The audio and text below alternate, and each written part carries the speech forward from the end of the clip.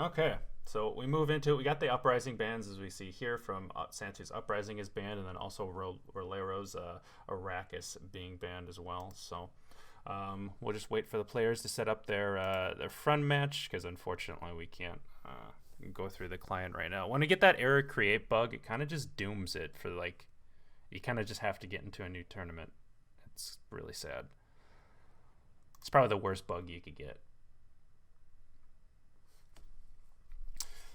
I don't know. How's your Friday going though, Specie?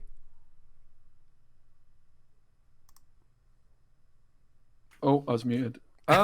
Mate, do you know what? It's going nicely. I actually woke up early. I stayed up all night, like the night before, to try and reset my sleep schedule, and it's actually worked. I woke up and I joined TV with Bowman and Greenboy when they've not slept, which is like Yeah. the TV I'd been like in the night before, having Yeah. not slept. So Oh, that's I quite was gonna nice. say, like, whenever I hear someone like, "Oh, I'm not gonna sleep the whole night to correct my sleep schedule," it's usually Green Knight, and it usually makes his schedule worse. So, Yeah. Well, I was quite worried when I woke up at 1 a.m. I was like, oh no, but I Mhm. managed to get back to sleep. Ah, yeah, it's always good when you can recorrect it. I hate being on a bad sleep schedule. I absolutely hate it. Yeah, it's not the one. I've been in one for like 3 months now, so it's long overdue to try and actually just get on the early mornings, mate. Hmm. So we see So, Santtu's bringing Carapace on red here. This is probably gonna be the deck he's gonna be trying hardest to sneak through with this lineup. hmm I I guess like you're still should be decent into the Witcher's matchup with because it's Yurden, right, not on Seiya, so you still should be pretty good into that. I'm really surprised that both Line Pockets decks got through. I think Araka Swarm is like certainly a deck that makes sense as a ban Mm-hmm. because it's a deck that can just wreck you unless you're teched for it, and it doesn't really make much sense to tech for a deck that has other decks that are competitive in its faction, such as Kelly, Mm-hmm. such as Vi. But this uprising ban is quite a weird one. So also like you would expect to see Syndicate going second, but I guess Rolero's saying this deck is so good, I'm just gonna win with it on blue. Yeah. It Just is spending quite a bit here, Justice and both crackers. I mean but that's off. That can be the case, especially when you see like a Purian Phantom come down. You don't want to get abused, possibly Temple Pass if Siri drops down and he can't answer it too. So he's really kind of respecting this Keltalis abuse in this round one.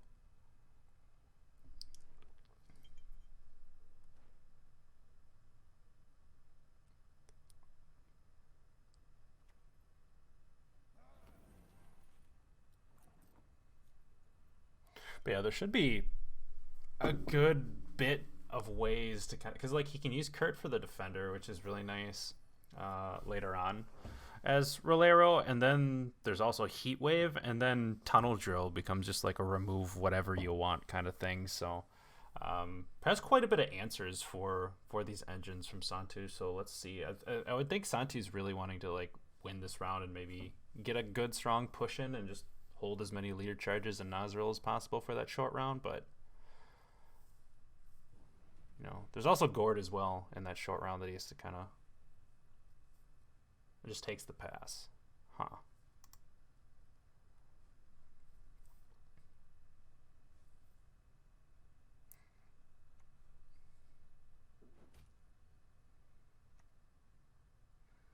So being able to quite easily take it with this Crow's Eye doesn't feel too bad. Um, Still has Egern in hand and not set up in Grave. Egern can get killed pretty easily. So he wants to probably get Egern down pretty early. Um, should he want to go heavy into this bleed?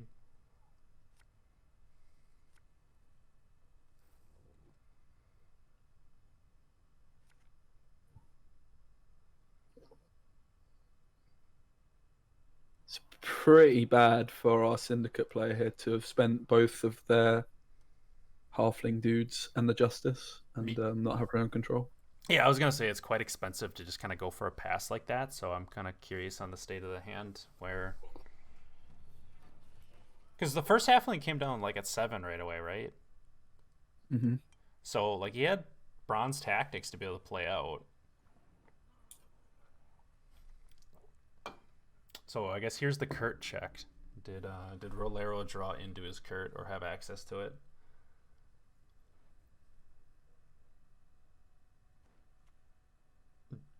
Yep, has it right in hand. Really good for him. Obviously, not having to do a Nero for that.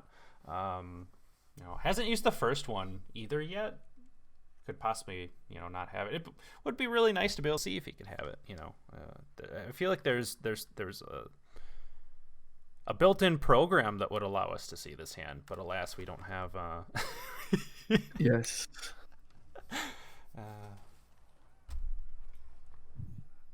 Obviously, this Kurt as well just means being able to kill the E-Gurn with a payday. That is the only payday, I do believe, in the deck as well. So having access to it. Yeah, the other thing is bloody good fun, potentially. Yeah, one was spent round 1, so like to deal with both this Nithral and this Siri, might have to take a Tunnel Drill. And Tunnel Drill's just so pants with no Crown Splitters. It's one damage for 2 turns. Well, and he spent so much of those crowns. He's going to have to go Cleaver first, and then that starts to get expensive. Yeah, this is just like probably an example of how not to play line pockets on blue coin. Like, okay, if you're on red, you can take this approach because you're probably just going to win on even. But to spend these cards and then pass, just like that could be a reasonable play, but not against monsters where they've got cards like E-Gurn, right?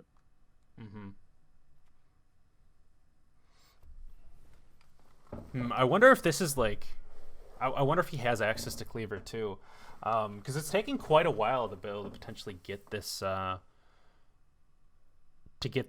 board state set up for this Tunnel Drill to be really efficient. So I wonder if he has only access to one of them. Because you'd think you'd There's the have... Knight in Swining Armor as well, Quill. Oh god, Knight in I haven't heard that one yet. That one's actually good. Swining Armor. It's actually in the card text of it. Yeah. I was actually just about to try and click on the card, but then I realized that was like the... Yeah, it's immune. Yeah, that's why I can't click on it. True. I think that's the thing that sucks the most about switching from like having to go into like the Discord casting is that like I still go to try and click on it in Discord. Like I actually am in the client. Oh, it's such a sad moment. Okay, so he decides to go for the bloody good fun, answering this Nithral here. What's gonna deny this Siri? Pacting this plays more into the Heat Wave. Yeah, I mean there's the Heat Wave coming down.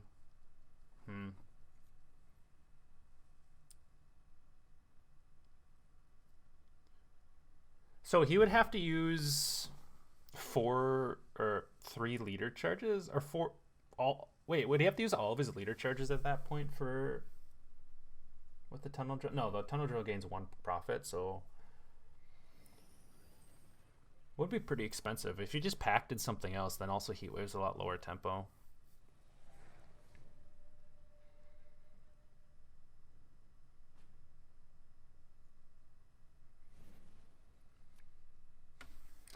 So, I mean, Syndicate player still has quite a bit left.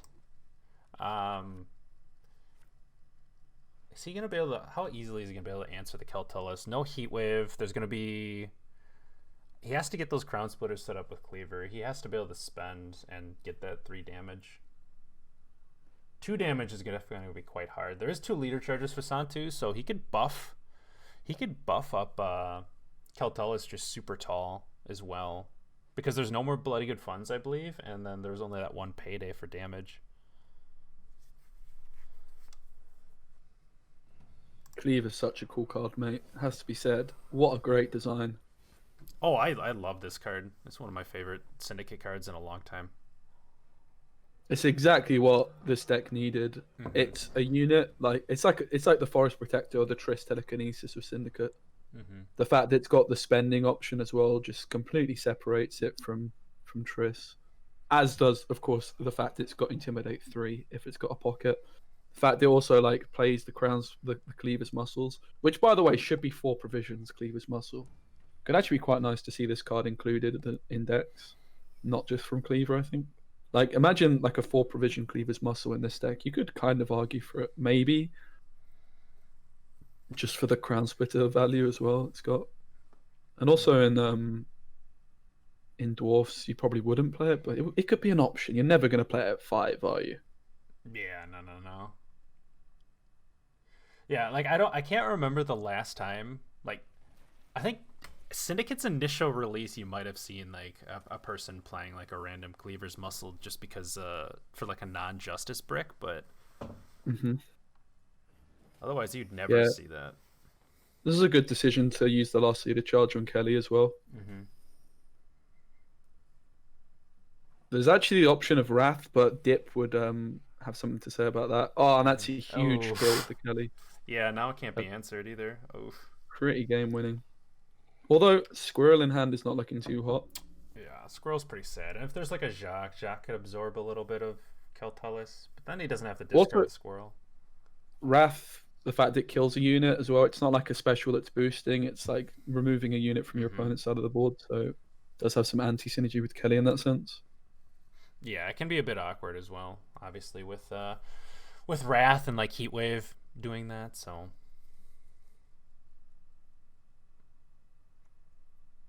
Oh, he did have another Bloody Good Fun.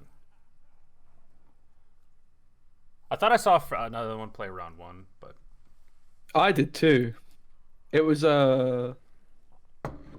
it's Payday. There's only one of, right? Yeah, there's one paid. I thought there was a Bloody Good Fun played round 1 and then round 2, but I guess there wasn't round 1. So he played even less crimes than I thought he did after playing out the Justice. Here comes Jacques. And gonna go for the Aussie first to get that Wrath value. Of course, Cleaver being able to spend means this Jack doesn't need to go any taller. Yeah, I think Santtu's gonna have this. Yeah, it's just Gord and then Wrath plays for equal value or close. Wrath does the job. Kelly still ticks once more. The Keltullus and Ozra will come through despite the Squirrel.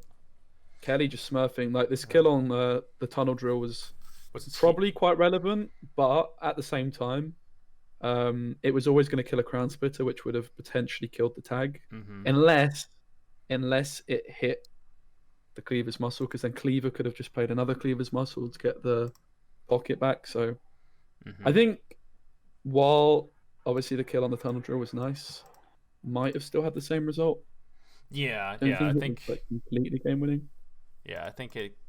Again, though, the big things was like spending that Justice round 1, obviously, and both of your halflings to not like play further. Like, you could have definitely played some more crimes. I don't know. Maybe he just was super worried about, Santtu just spending a whole lot more. There were two engines on the board, but I mean, could have started getting rid of some of those too.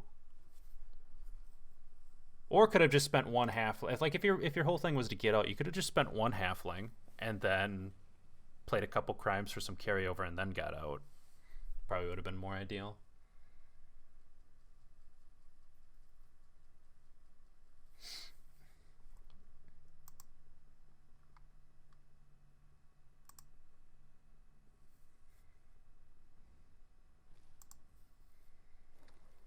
Ooh, we got the mirror here. So I think Rolero has we didn't really quick take a look at the deck, but I'm assuming it's the. Let me quick look. It's just. Yeah, card for card, the meta breaker thing with the slave hunters. So I'm not sure if this original list had slave hunters or not. I think like a few tweaks are made from the original list that got to like 2650. So I've been playing a Nilfgaard deck that's quite similar as well, but with Warrant, and I've actually been having a lot of success with that too. But one thing you notice is just how good sergeants are as well. Sergeants and these slave hunters with Assimilate. But I think like if you compare it to the all-in Assimilate deck we're looking at as well, what this deck really misses out on is you just don't have that poison value, and poison is just so good. Cupbearer is the star of the show, really. Well, isn't like Santtu's strategy just like hard smork with like a portal in round 2? Like, because I mean, he's gonna Yeah. over swarm in like a long round 3, right? Like, that's a big. That's kind of a big issue in these Nilfgaard mirrors. Is just like, and it's something that gives me incredible anxieties worrying about like how to best manage a board state so you don't over swarm, because like it's Yeah, it's a weird one. I guess as well, like even though this deck Santtu's playing is missing out in poisons, on poisons, like against line pockets, that's really bad. Like you really want those poisons. But in the mirror matchup, instead of poisons, you have these purify cards that also have assimilate tag, so they can play for an awful lot of points in the long run. So definitely be interesting to see how this one goes. I think round control is going to be very relevant, and the early start, like Rolero just seems to have a bit more board presence, I would say. yeah. Obviously, both have lots of engines, but Yeah, and it's about who's gonna have more of those assimilate triggers too. Like you know, Gorther, Ku, you know, Canarel. All these things are options to trigger assimilate for Santtu. Um, it is quite slow getting these informants down, so possibly not considering playing those at all, or just waiting for a poison to block one of those.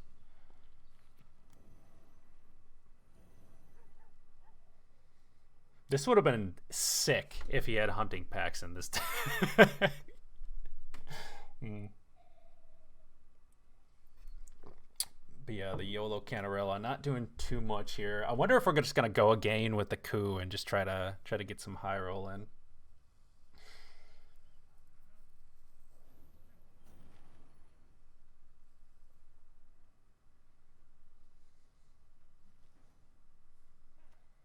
Yep, we go again. What is Canarella gonna hit? Is this gonna be a game-deciding Canarella? What are we hitting here? Cupbearer. That's pretty nice. I mean, you get it's another assimilate engine. It takes the poison away from Rolero and gives Santtu the option to Diplo into a poison here as well.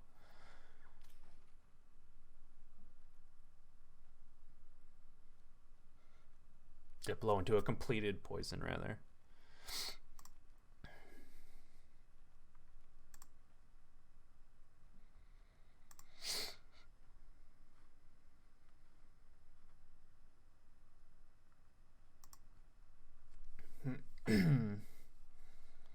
But yeah, Rolero also has an extra ping yet as well for some good extra points.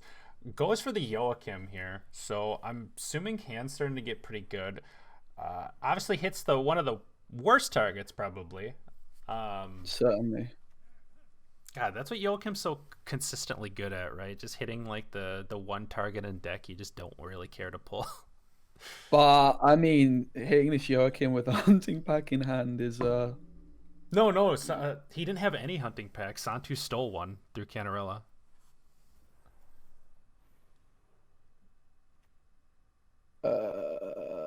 I'm confused. So Santtu Canarella and took a hunting pack out of. I see. Yeah. I see. So it would have been a good Joachim. It would have. Yeah. Joachim. I don't. Why have I not called him that before? This is the thing as well. Like, okay, as good as poisons are in the mirror matchup, they actually just trade down a whole assimilate proc to. This card's really good. Imagine Northern Realms had a card like this, like a Purify, that had a tag. Well, not just a tag, just any Purify. I guess Kukadak, but you know. Yeah, like something that had some sort of like. Imagine it was like a warfare card. It had a resupply, like a Purify with a resupply. I don't know. Dude, cool. I'm ready for when they bring Henselt back to get that whole resupply archetype going. I'm really just fiending for Henselt to be back, and that gets the pass from Rolero. That's his hand must be quite good, especially since he went for that Joachim and then took the pass when he was only down a point. Must have been worried about an overcommitment.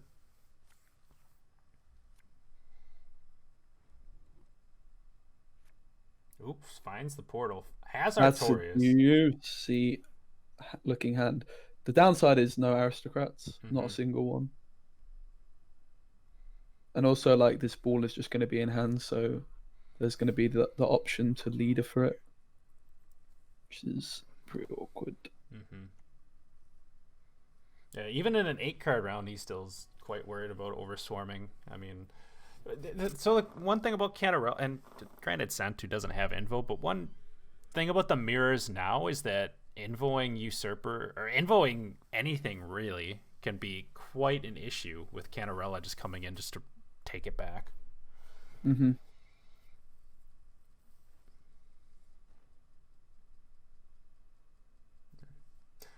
Nice to have the Slave Hunter, gets that guaranteed coup value. I mean, Artorias already gives that, I guess. Artorias is such a nice coup for Santtu here. Yeah, this is where the Slave Hunter just showing its worth. That's quite a lot of points too. Yeah, ball and deck for Rolero here. This is, yeah, this coup coming down next turn. Ugh, that's pretty scary. Possibly a leader too. What point do you think Rolero decides to leader? I mean, honestly, I'm kind of surprised we didn't see it last turn. I'd be very surprised if we don't see it now. Ooh. Wow. It could have denied the coup too on this Artorias, which is huge. Yeah. Yep. Offering the pass, you just always take this Vigo, right? Yeah, it's just such a good coup. Ooh. So Don't really love this play. is there Like, I mean, it's a lot of points because if you find you miss it as well. Wanted to find the assimilate card, right? But like this was just, I feel like it was pretty unnecessary. Yeah, this coup feels quite bad now with leadering there, but It's still a lot of points in fairness, even though you hit the dude. yeah. Like coup is one thing I've realized this week from playing like this Warwick deck I've been playing is how good coup is. It's actually just nuts. Card is crazy. Yeah, that buff to 3 damage is super significant. And leadering first here is super good for Rolero, obviously. He has Roderick that he gets to go for now. I wonder if he gets to double proc this ball too. Joachim's already gone, so I guess he doesn't, right? So Santtu should always have a pass.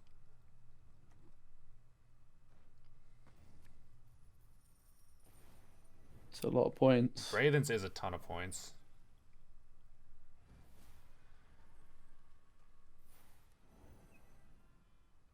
Ooh, just misses out on the pass. That's a quick pass from Santtu. This is a misplay, right? We could have taken the Brothans on Mentor. Would have been enough.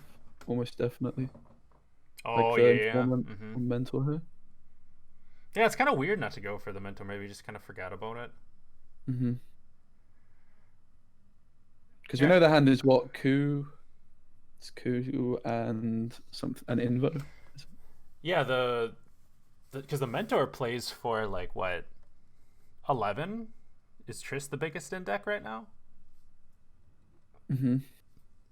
Something like that. Yeah.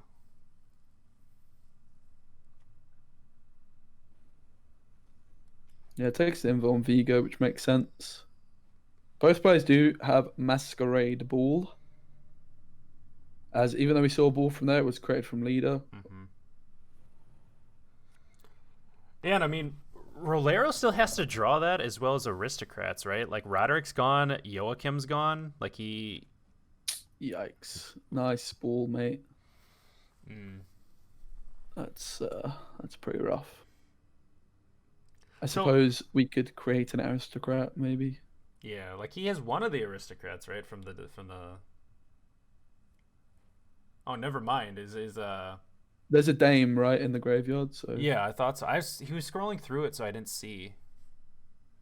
Yeah, I didn't think of that at first. I didn't think there was anything, but the Dame from Ball gives them sent to it.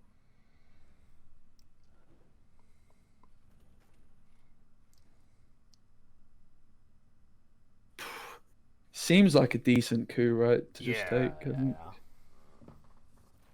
Before that assimilate goes any taller.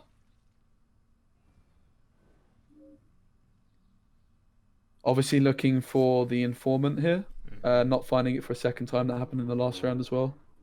Yeah, missing informant both times is absolutely huge. But I mean, that's the thing with Vigo, though, Pyro? right? Oh no. Oh my god. Uh, Here's the masquerade ball. yeah, but so he gets Masquerade Ball though. But how? Oh, he can. That's cool, right? Maybe. He is cool, but like, how does he proc the last chapter? This is gonna hit an 11. Ugh. Yep. God, is it gonna come down to a Diplo this game? Could see it. Coup on Cantarella is also an option, right? Because the location's now active. I guess that's why they went for the location, because they actually want to coup the Cantarella, because they can play anything Santtu's played, which, honestly, he's missed a lot of cards. Could play a Portal. I don't think that's going to be that good at this time, though. I'm trying to think what else has been played by Santtu. Oh, this ain't great either, Phil, for Rolero. Like, Tourney Joust, round 3.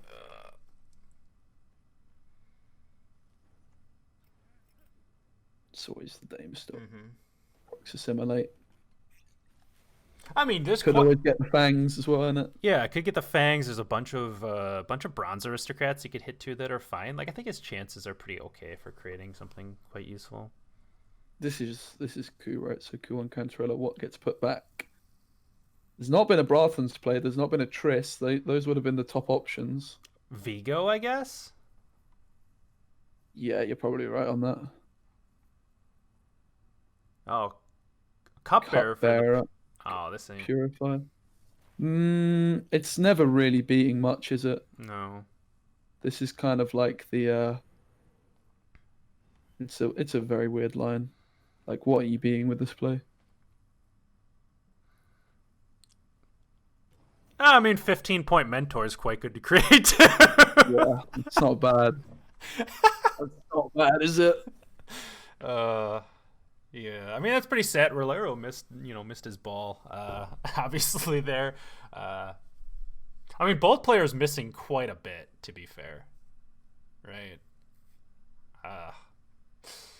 Yeah, we kind of forgot about all. There's so many good bronzes he could have created,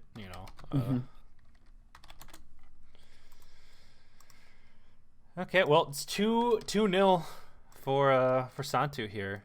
What does he have left to get through? He has... Is it just... No, because Uprising was banned, so he is...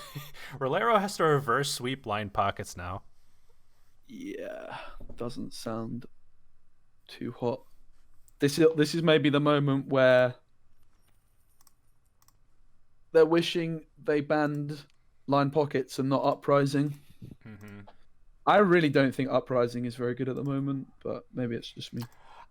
It's one of those decks where, like, again, on paper, I don't think it seems like great at all, but just the hard smork ability, and I don't know.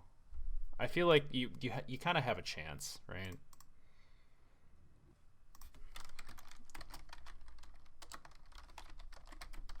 Like all the really hard like push decks, I feel like just never are fully down and out, right?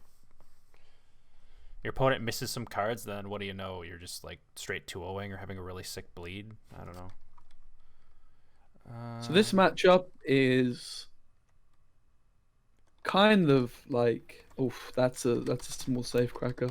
That's exactly what you don't want to happen if you're on blue. Have small safe crackers, but there is no justice for Santtu. Normally, I think going second is pretty good in this one. You can just commit less than your opponent while also trying to force them to commit. Also, if you're going second, Bloody Good Fun is a card that can be pretty influential. Like, as you can see here, this Bloody Good Fun can just do 8 removal. Yeah, and it looks like Rolero might have missed his justice too, unless he's just trying to greed it out. Yeah, there's like a real argument to not slam justice, just try and play 3 and pass, but I don't think Santtu's ever going to let that happen for Rolero. Yeah, it's going to be quite hard to achieve. Though, yeah, because, I mean, he can just...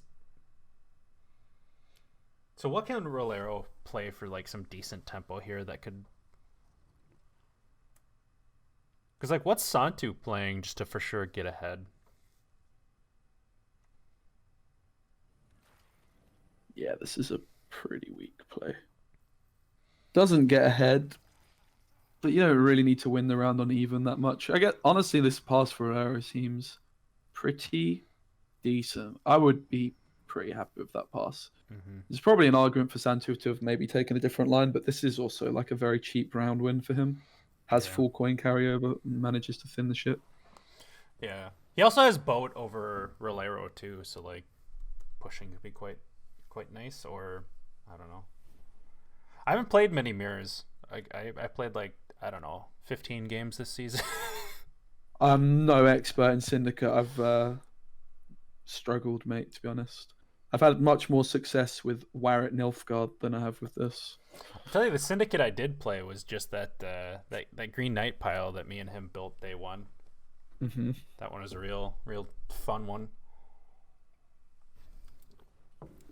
Yeah, the Knighting Swining armor. No need to commit a leader charge, and just being able to play this is also an advantage to having that full coin pouch versus Rolero. There's 1 coin off that Tribute 3. And you don't want to be investing leader charges in this position. Like it's a mirror matchup. Every little helps kind of thing. You know?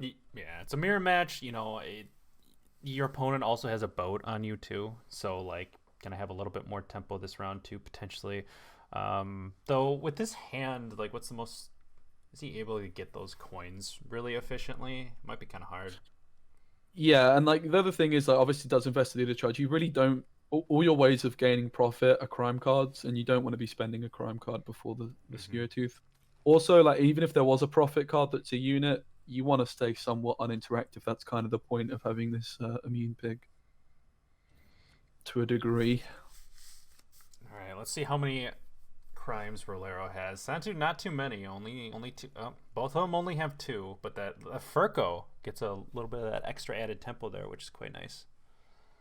So, Santtu going for Cleaver, I would honestly kind of just like to see the payday here. Okay, you lose points on your Cleaver Intimidate, but ultimately this payday is never going to get any better.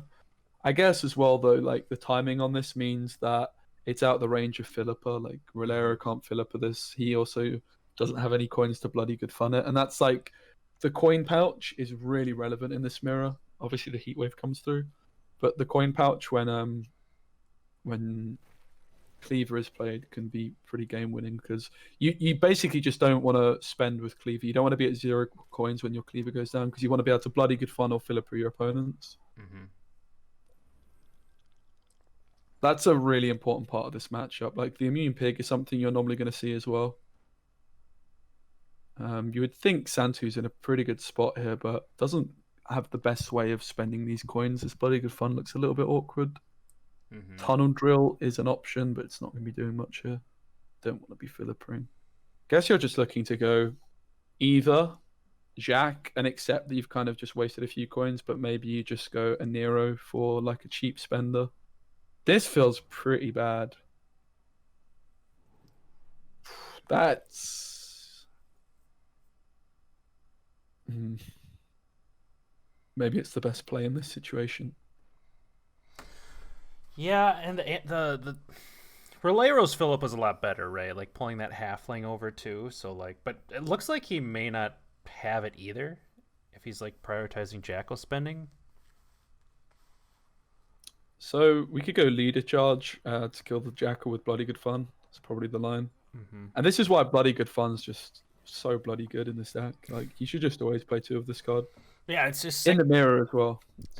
It's sick with this leader, right? Just because you're able to just so efficiently use a coin here or there to just kind of remove big threats, and it forces your opponent to play around a whole bunch of other damage ranges, right? Like, I don't know, cards like that are super annoying where they can do multiple different instances of damage. We do see some over profiting from Rolero, and every coin does matter, remember? So it's not ideal.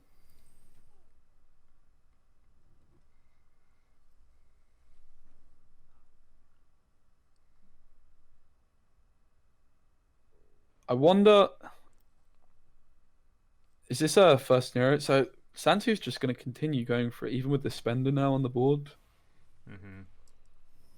Yeah, it's kind of interesting. This is his first Nero as well, so. I guess therefore, like if it's first to Nero, your hand is just going to be stacked around 3 because of how good Gord is. Well, I mean, you're So running out of stuff now. Like, you have Gourd, you have Tunnel Drill, Mhm. you have Furco. But I mean, Rolero did spend his Furco this round, so like, I don't know, if you get similar commitments out of Rolero here, then you have that 2 points up with your Furco and potentially that final say. So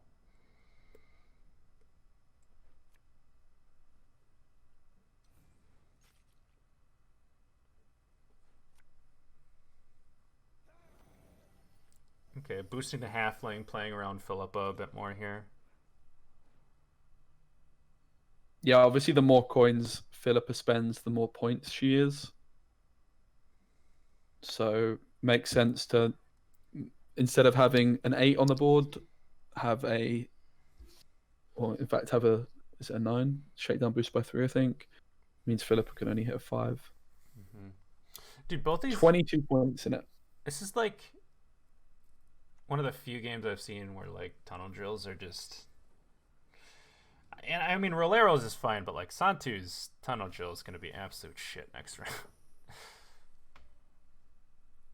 Yeah, this is kind of sad for Rolero that full leader doesn't get him ahead here. Last say with Heatwave is just going to win the game every time. I'm pretty sure. So both players have Heatwave. Does Santtu play Kurt, or has he just sacked it off? I think he might have just sacked it off. No, I think Rolero also spent Heatwave. Mm-hmm. On the so Santtu has Heatwave and Gourd. Rolero has. Does he run Phil in this list? Because he doesn't have Heatwave, so like I don't know. I feel like it's gonna go to Santtu here. Has the Jackal as well to spend these coins, like. Yeah, it's interesting as well to point out this dip chosen over Payday, because there's not really much Payday's going to do in this one. You could argue Payday would have actually been better here, right? Mm-hmm. If many crimes are played. But dip, of course, just has a bit more profit consistently. And in fact, the fact it gets the ship out, Payday certainly would not have done that. Yeah. It was very well judged. Needed that dip to get to the 9 coins. It really was the correct decision. Payday, obviously, dip, sorry, is worth 7 points or 3 damage and 4 coins, whereas Payday is would have been 4 damage, 1 coin. So the coin's definitely worth it. Heatwave to stay on interactive is a nice option as well. And then, of course, you've just got Jackal. But we're not taking this Heatwave, I guess, wanting to kill the spender. And you can play around Philippa to some degree as well, but I feel like you just maybe take. I guess like the Heatwave can get a lot better on a Jackal or something like that. With the fact the coin pouch is essentially at 14 points. Mm-hmm.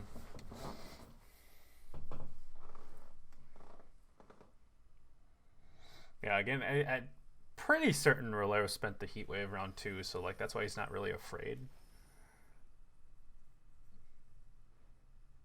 Is Gord more than 14 points here? Oh, nice coins, mate.